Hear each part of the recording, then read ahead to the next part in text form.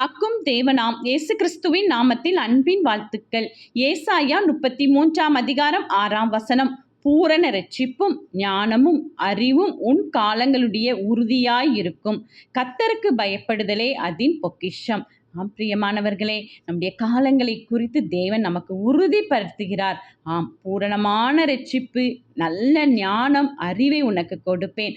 அதற்கு நீ செய்ய வேண்டியது ஒன்றே ஒன்று, கர்த்தருக்கு பயப்பட வேண்டும்.